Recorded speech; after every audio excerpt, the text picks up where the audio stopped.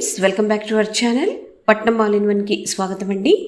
చాలామంది మిత్రులు ఈ జీవన్ జ్యోత్ అన్న పదము కర్మధారయ సమాస లేదా తత్పురుష సమాస కొంచెం క్లియర్ చేయండి మేడం అని చాలా రోజులుగా అడుగుతున్నారు. సో వాళ్ళందరి కోసం ఈ వీడియో చేస్తున్నాను. సరే, విషయంలోకి వెళ్ళిపోదామా? సమాస్ అంటే నేను మొత్తం సమాస చాప్టర్ అంతా ఇక్కడ చెప్పడం లేదండి. ఈ జీవన్ జ్యోత్ అన్న పదాన్ని కొంతమంది తత్పురుషులో పెడుతున్నారు, కొంతమంది కర్మధారయలో పెడుతున్నారు. సో ఈ రెండు సమాసాల గురించి మాత్రమే వివరిస్తాను. మళ్ళీ ఈ రెండు సమాసాల్లో కూడా ఉపసమాసాలు అంటే ఉపభాగాలు ఉన్నాయి. సో నేను అంత డీటెయిల్డ్గా వెళ్ళడం లేదు. జస్ట్ మీకు ఎంత మేరకు అవసరమో ఆ మాత్రం వివరిస్తాను. ఆ తర్వాత మనము సమాస్కి సంబంధించిన చాప్టర్ చేస్తాం కదా, అప్పుడు మనము ప్రతి భాగాన్ని కూడా డీటెయిల్డ్గా చెప్పుకుందాము. సో సమాస్ అంటేనే రెండు పదాల కలయిక కదా. సో ఈ రెండు పదాలలో మొదటి పదాన్ని మనము పూర్వపదని, రెండవ పదాన్ని ఉత్తర పదని అంటాం. ఈ విషయం మీకు అందరికీ తెలిసిందే కదా. తత్పురుష సమాస్లో ఉత్తర పద ప్రధానంగా ఉంటుంది. ఇది ఒక పాయింట్, ఇది కూడా మీకు తెలుసు. ఓకే, మనకు కారకులు 8 కదా. మొదటి కారకు కర్తాకారకు, చివరి కారకు సంబోధన కారకు కదా. ఈ రెండు కారకులు తీసేస్తే మధ్యలో ఉండేటువంటి 6 కారకులు ఏంటవి? కర్మకారకు, కరణకారకు, సంప్రదాన కారకు, అపాదాన కారకు, సంబంధ కారకు, అధికరణ కారకు. సో ఈ 6 కారకులకు సంబంధించిన విభక్తి ప్రత్యయములు ఏవైతే ఉంటాయో, అంటే కారక చిహ్న ఏవైతే ఉంటాయో అవి ఈ సమాసాలలో లోపించి ఉంటాయి. ఏ కారక చిహ్న లోపించి ఉంటే ఆ కారక పేరుతో తత్పురుష సమాసని అంటాం. ఉదాహరణకు మాఖన్ చోర్ అన్నామనుకోండి, మాఖన్ కో చురానే వాలా అన్నది విగ్రహవాక్యం అవుతుంది కదా. దాన్ని మనము తెలుగులో వెన్నను దొంగలించువాడు అని అంటాం. సో వెన్నను ను అంటున్నాం అంటే ద్వితీయ విభక్తి యొక్క విభక్తి ప్రత్యయంలు ఏంటి? నిన్ను, నన్ను, గూర్చి, గురించి కదా. సో ఇప్పుడు విగ్రహవాక్యంలో ను వచ్చింది చూసారా. వెన్నను దొంగలించువాడు అంటే నువ్వు వచ్చింది కదా. సో ఇది ఏంటి? ద్వితీయ విభక్తి తత్పురుష సమాస్.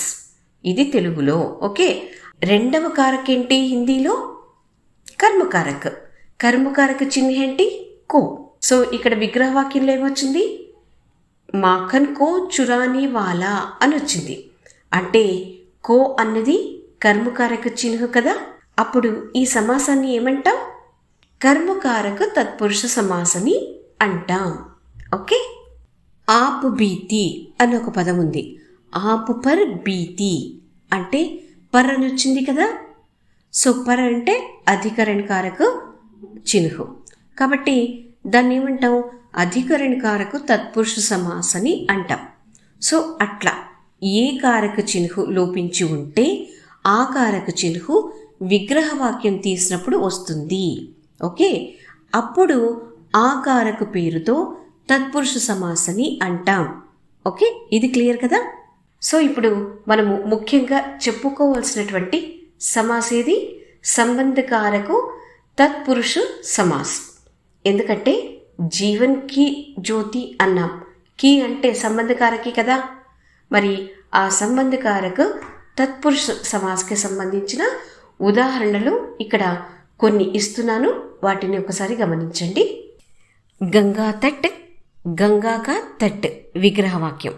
ఓకే, ఉద్యోగపతి, ఉద్యోగ का पति, देवमूर्ति, देव की मूर्ति, राजसभा, राजा की सभा, गंगा जल, गंगा का जल, जलधारा, जल की धारा, मुख दर्शन, मुख के दर्शन, भारतवासी, भारत के वासी, देवालय, देव का आलय, राम कहानी, రామ్ కి కహాని, బైల్గాడి, బైల్ కి గాడి. సో ఇవి సంబంధకారకు తత్పురుష సమాస్కి సంబంధించిన సమాస పదాలు. ఓకే, సో ఇప్పుడు ఒక్కొక్క దాన్ని క్లియర్గా తెలుగులో తెలుసుకునే ప్రయత్నం చేద్దాము. గంగా తట్ అంటే గంగాక తట్. తట్ అంటే తీరము, ఒడ్డు అని తెలుసు కదా. ఓకే, గంగా తీరము అని అర్థం. ఉద్యోగపతి విగ్రహవాక్యం ఉద్యోగుక పతి అంటే పారిశ్రామికవేత్త లేదా పరిశ్రమల అధినేత, అధిపతి అని అర్థం.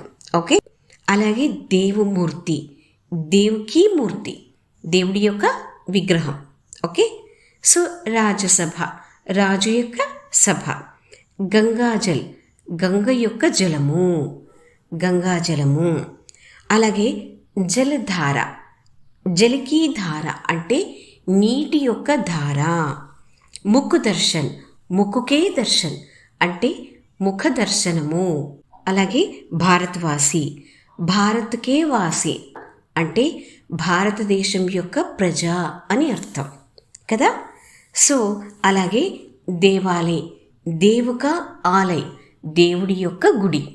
రామ్ కహాని అంటే రామ్ కీ కహాని రాముడి యొక్క కథ అని అర్థం కదా.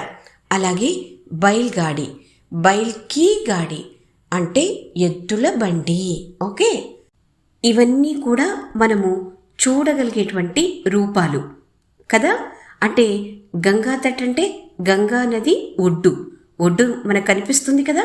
అలాగే ఉద్యోగపతి అంటే పరిశ్రమల అధినేత కావచ్చు, లేకపోతే పారిశ్రామికవేత్త కావచ్చు.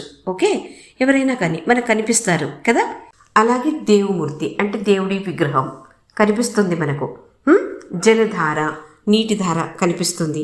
గంగాజలం కనిపిస్తుంది. ముఖ దర్శనం, ముఖము దర్శనం, ముఖము యొక్క దర్శనం కనిపిస్తుంది కదా. భారతవాసి, భారతదేశం యొక్క ప్రజ, వీళ్ళందరూ కనిపిస్తారు మనకు. మనము కళ్ళతో వీటన్నిటిని కూడా చూడగలుగుతాం, అవునా. రాజసభ, రాజాకి సభ అంటే దీనికి కూడా ఒక రూపం ఉంటుంది, చూడగలుగుతాం. ఈవెంతో ఇప్పుడు రాజులు లేకపోవచ్చు, కానీ రాజులు ఉన్నప్పుడు ఈ సభకు ఒక రూపం ఉండేది కదా, చూడగలుగుతాం. ఓకే, అట్లాగా. ఆ తర్వాత రామ్కి కహాని అంటే రాముడి యొక్క కథ. సో అది వినగలుగుతాం, ఏదైనా దృశ్యరూపకంగా ఉంటే చూడగలుగుతాం, అంతే.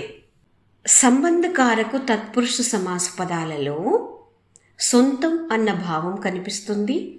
అలాగే ఈ సమాస పదాల యొక్క అర్థానికి సంబంధించిన రూపాలను కూడా మనము చూడగలుగుతాము, మనకు కనిపిస్తాయి. మేరీ బెహన్ అంటాం. బెహన్ ఎవరు? నా చెల్లెలు, అంటే నాకు సంబంధం, నాకు సొంతం కదా. సో సంబంధకారకులో అది కనిపిస్తుంది. మేరీ పుస్తక్ అంటాం, నా పుస్తకం, నాకు సంబంధించిన పుస్తకం. ఉస్కి కితాబ్ అంటే అతడి పుస్తకం, అతడికి సంబంధించిన పుస్తకం, అతడి సొంతం ఆ పుస్తకం. అదేవిధంగా ఇక్కడ సమాస పదాలలో కూడా అదే భావం కనిపిస్తుంది. ఇప్పుడు గంగా తట్ అంటే గంగా తీరం, ఈ తీరం ఎవరి సొంతం? గంగా నది సొంతం. ఓకే, ఏ నది తీరం గురించో మాట్లాడడం లేదు, మనం గంగా నది తీరం గురించి మాట్లాడుతున్నాం. సో ఈ తీరం అనేది గంగా నదికి సొంతమైనది. అలాగే దేవాలయ్, ఈ ఆలయము దేవుడికి సొంతమైన ఆలయము.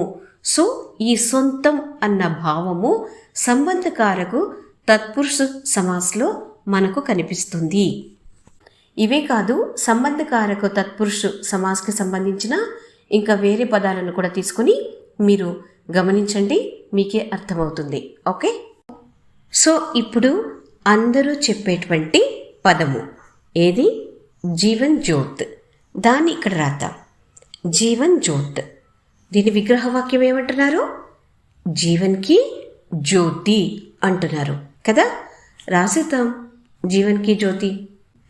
జీవన్కి జ్యోత్ అంటే అర్థం ఏమొస్తుంది మనకు? ఇప్పుడు గంగా తట్ అంటే గంగా నది ఒడ్డు అని చెప్తాను. జలధార అంటే నీటి ధార అని చెప్తాను. సో భారత్కే వాసి అంటే భారత ప్రజ అని చెప్తారు.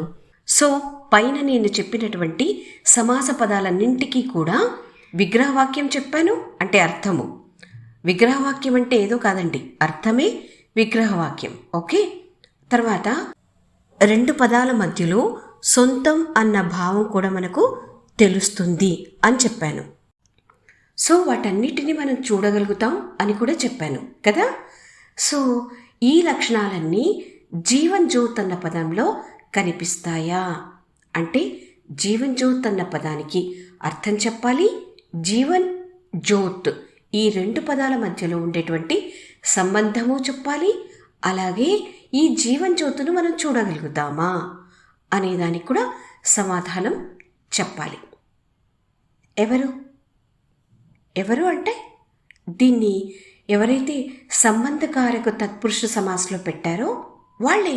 ఇప్పుడు కర్మధారయ సమాస్ గురించి మాట్లాడుకుందాం. ఓకే, కర్మధారయ సమాస్లో కూడా ఉత్తర పద ప్రధానంగా ఉంటుంది, అంటే రెండవ పదము ప్రధానంగా ఉంటుంది. ఓకే, ఆ తర్వాత రెండు పదాలు ఉంటాయి కదా, ఒకటి విశేషణము విశేషగా వస్తుంది, లేదా ఉపమానము ఉపమేయంగానన వస్తుంది. ఈ మూడు లక్షణాలు మనకు కర్మధారయ సమాస్లో కనిపించాలి. ఉత్తర పద ప్రధానంగా ఉండాలి, విశేషం రావాలి, లేదా ఉపమానం ఉపమేయం రావాలి. సో కర్మధారయ సమాస పదాలను కొన్నింటిని ఇక్కడ ఇస్తున్నాను చూడండి. ముందుగా విశేష పదాలను ఇస్తున్నాను గమనించండి. అంటే పూర్వపదిలో విశేషణ ఉంటుంది, ఉత్తర పదిలో విశేష్యం ఉంటుంది. నీల్ గగన్, నీలా హై జో గగన్ అంటే ఆకాశం ఎలా ఉంది, నీలంగా ఉంది. ఓకే, गगन कैसा है, नीला है.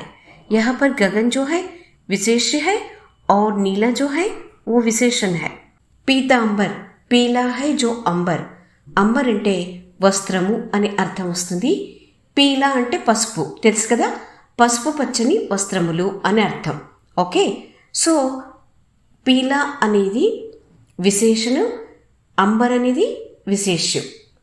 అయితే ఈ పీతాంబర్ అన్న పదము కర్మధారయ సమాస్లోనే కాకుండా దీని విగ్రహవాక్యాన్ని కొంచెంగా మార్చేసి మనము బహుర్వీహి సమాస్లో కూడా చెప్పొచ్చు.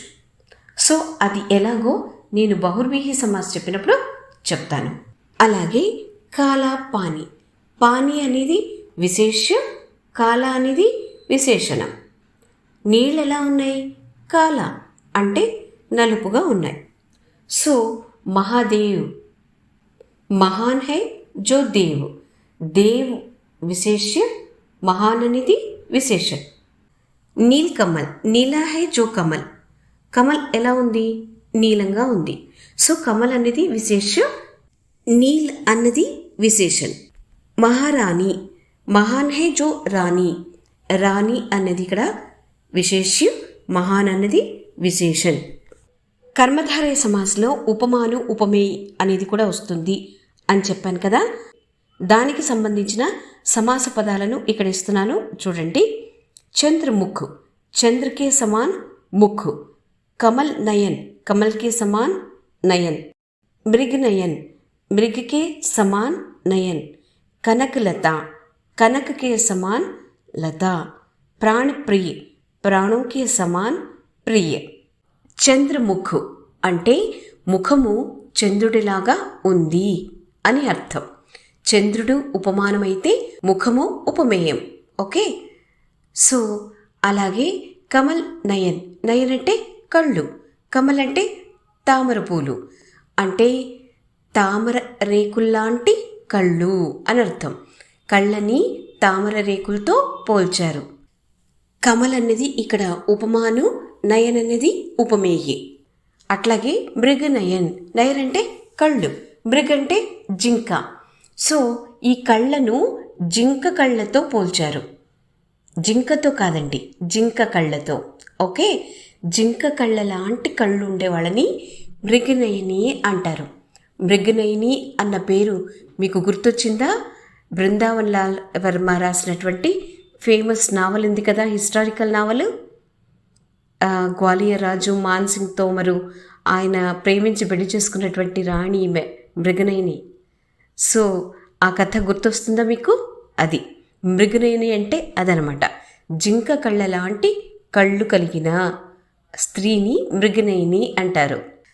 కనకలత, లత అంటే తీగ, కనక్ అంటే బంగారం. బంగారం లాంటి తీగ. లత అనేది ఇక్కడ ఉపమేయమైతే కనక అన్నది ఉపమానం. అలాగే ప్రాణప్రియ, ప్రాణంకి సమాన ప్రియ అంటే ప్రాణం లాంటి ప్రేమిక అని అర్థం. ప్రాణ అనేది ఉపమానమైతే ప్రియ అన్నది ఉపమేయం. ఇక్కడ మీరు గమనించినట్టయితే ఎక్కడో ఉండే వాటిని మరెక్కడో ఉండే వాటితో పోలుస్తున్నారు.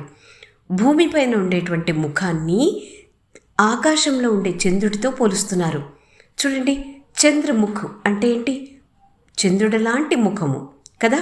ముఖాన్ని ఆకాశంలో ఉండేటువంటి చంద్రుడితో పోలుస్తున్నారు కదా. సో అలా పోలికలు, సంబంధమే లేదు.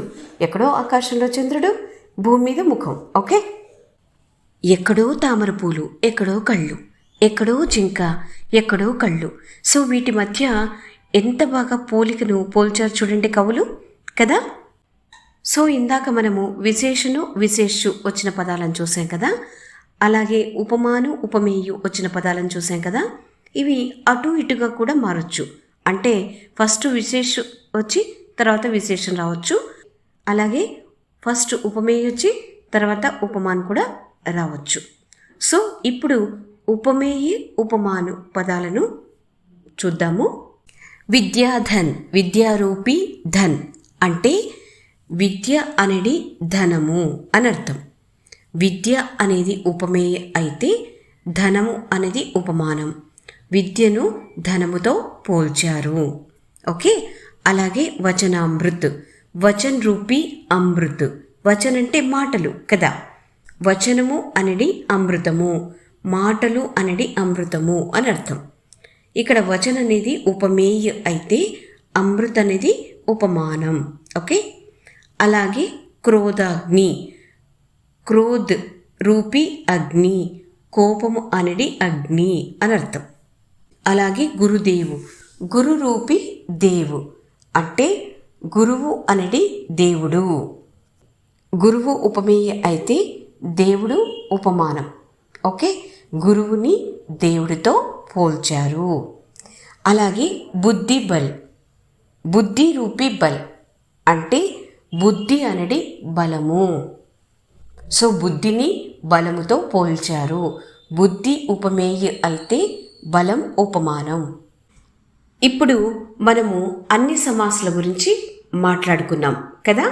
సో ఈ జీవన్ జ్యోత్ అన్న పదము ఏ సమాస లక్షణాలను పోలి ఉంటుందో ఒకసారి చూద్దాం.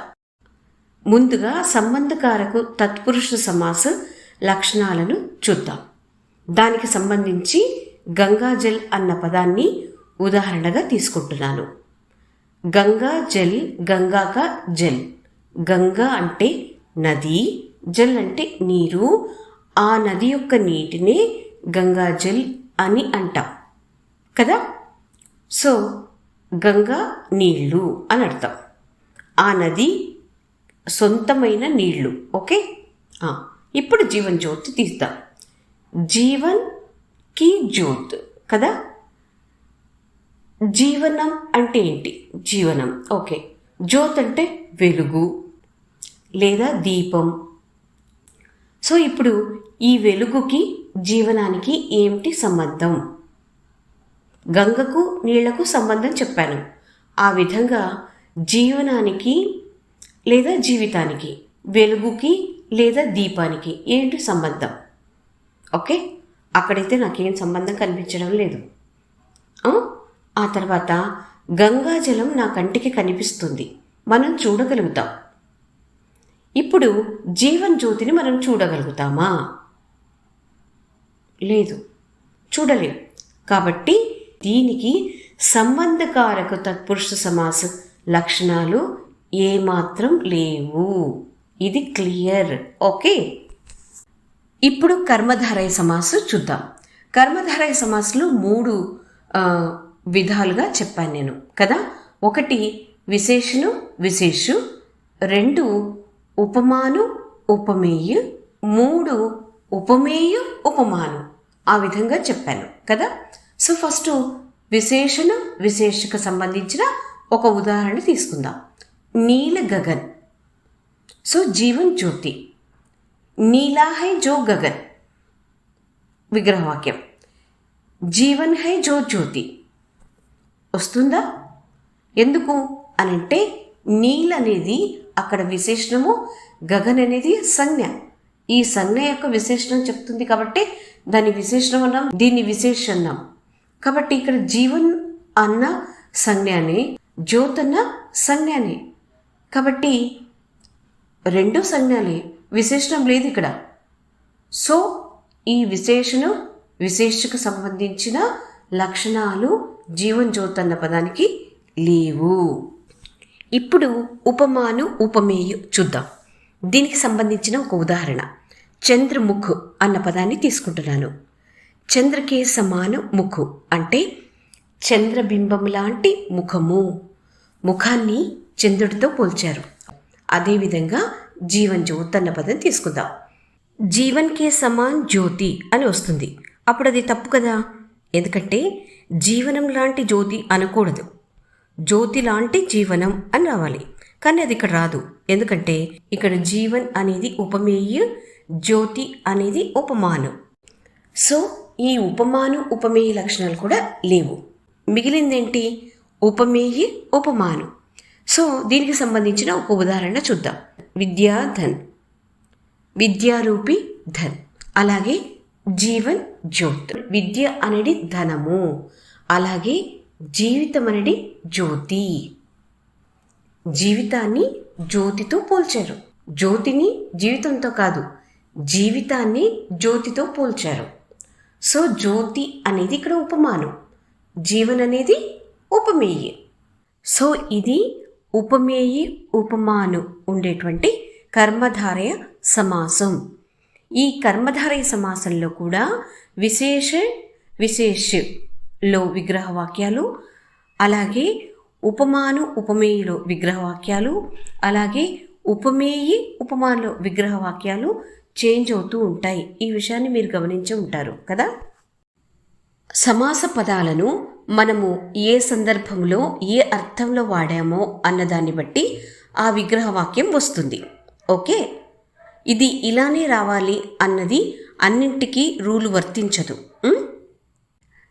మరి జీవన్ జ్యోత్ అన్న పదానికి ఇంత చర్చ దేనికి అనంటే, మనము ఏ కవితలో నుండైతే దాన్ని తీసుకున్నామో అక్కడ ఏ సందర్భంలో కవి దానిని ఉపయోగించారో, ఏ అర్థంలో దానిని ఉపయోగించారో అన్నది మనం చూడాలి. అలా చూసినప్పుడు ఇది సంబంధకారకు తత్పురుష సమాస్లో రాదు, కర్మధారయ సమాస్లో మాత్రమే వస్తుంది. అది కూడా అవధారణ పూర్వపద కర్మధారయ సమాసం. దీన్నే మనము తెలుగులో రూపక సమాసం అని అంటాం.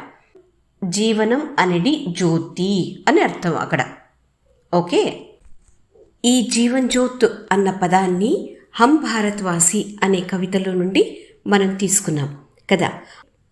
ఈ పదము ఏ కవితా భాగంలో ఉందో ఆ భాగాన్ని ఒకసారి చూద్దాం. ఉల్झन में उलझे लोगों को तज्दीप समझाएंगे, भटक रहे जो जीवन पथ से उनको राह दिखाएंगे, हम खुशियों के दीप जला जीवन ज्योत जलाएंगे, हम भारतवासी दुनिया को पावन धाम बनाएंगे. సమస్యల్లో చిక్కుకున్న వారికి వాస్తవాలను పరిచయం చేస్తాం. జీవన మార్గంలో దారి తప్పిన వాళ్లకు దారిని చూపిస్తాం. మేము సంతోషాల దీపాలను వెలిగించి జీవనమనడి జ్యోతులను వెలిగిస్తాం.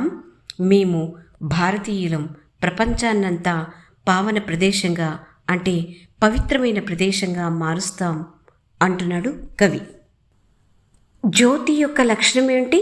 తను వెలుగుతూ తన చుట్టూ ఉండే వాళ్లపైన ఆ వెలుగు రేఖలను ప్రసరింపచేస్తుంది. జ్యోతి అన్నది సంతోషానికి, ఆనందాలకు, జ్ఞానానికి, చైతన్యానికి, స్ఫూర్తికి ప్రతీకగా తీసుకుంటాం కదూ. అందుకని మన జీవనాలు కూడా ఆ జ్యోతుల్లాగా ఉండాలని జీవనమనడి జ్యోతులను వెలిగిస్తాం అన్నాడు కవి అక్కడ. ఓకే, జీవితాన్ని యుద్ధంతో కూడా పోలుస్తామండి. అప్పుడు దాన్ని జీవని యుద్ధ్ అని అంటాం. అలా కాకుండా జీవితాన్ని ప్రవాహంతో కూడా పోలుస్తాం. అప్పుడు జీవన్ ప్రవాహ్ అని అంటాం. సో ఇదండి జీవన్ జ్యోత్ అన్న సమాస పదానికి నా వివరణ. కొంతమంది నా వివరణతో ఏకీభవించవచ్చు, మరికొంతమంది ఏకీభవించకపోవచ్చు. అయితే పిల్లలకు మనం ఇప్పటికే తత్పురుషని, కొంతమంది కర్మధారయని కొంతమంది చెప్పేశాం. కాబట్టి పిల్లలు చాలా కన్ఫ్యూజన్లో ఉంటారు. మీ అందరికీ నాదొక రిక్వెస్ట్ ఏంటంటే, పిల్లలు ఈ రెండింటిలో ఏది రాసినా కూడా మార్క్స్ ఇచ్చేసేయండి ప్లీజ్. ఇప్పటికైనా ఒకసారి దీని గురించి ఆలోచించాలని మిత్రులకు నా మనవి. సో ఈ వీడియో కనుక మీకు నచ్చినట్లయితే వెంటనే లైక్ చేయండి, అలాగే మీ ఫ్రెండ్స్కి షేర్ చేయండి. కొత్తగా మా ఛానల్ని చూస్తున్నట్టయితే వెంటనే సబ్స్క్రైబ్ చేసేసుకోండి. లేదు ఇదివరకే మా ఛానల్ని చూస్తున్నా ఇంతవరకు సబ్స్క్రైబ్ చేసుకోకపోతే మీరు కూడా సబ్స్క్రైబ్ చేసుకోండి. మరొకసారి మరో అంశంతో మీ ముందుంటుంది మీ పట్నం ఆల్ ఇన్ వన్.